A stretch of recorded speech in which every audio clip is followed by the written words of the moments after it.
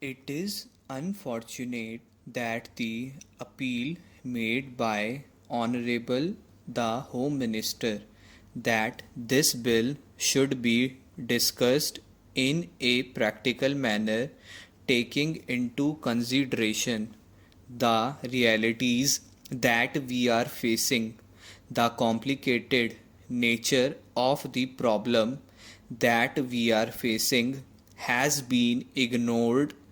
There have been attempts on part of some of the speakers who spoke on this bill to take up a partisan attitude, an attitude based more on some of the principles that were held dear by them rather than in terms of the realities before us.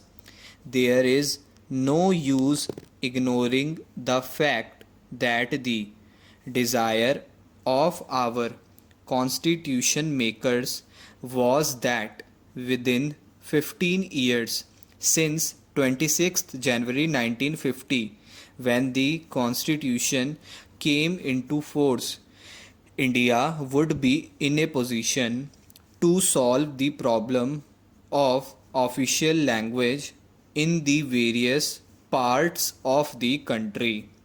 The various points of view that were expressed then in Parliament would be taken into account by the government and by the people, and serious attempts would be made to see that some solution could be found. The bill that is before us is really an admission of our failure to solve the problem of official language.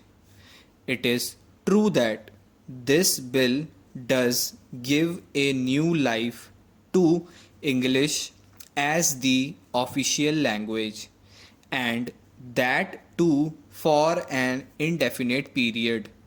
Why had we to do this when there was a general desire on part of the constitution makers that on 26th January 1965 Hindi shall be the official language?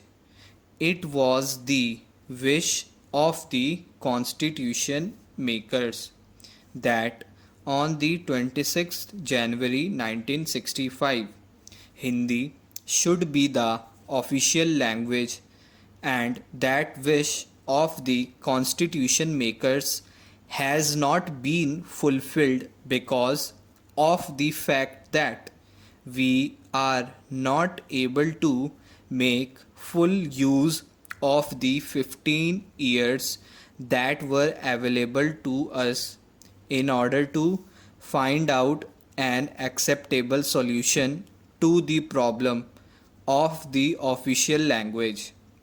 During these last 15 years, there has been a rapid progress of the regional languages, including Hindi.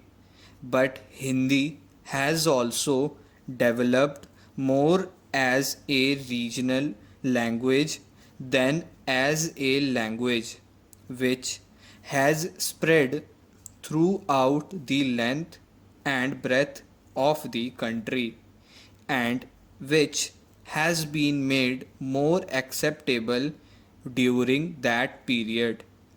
We have to find out the reasons why it was not possible within the last 15 years to make Hindi a language acceptable to all parts of the country. Where exactly have we failed?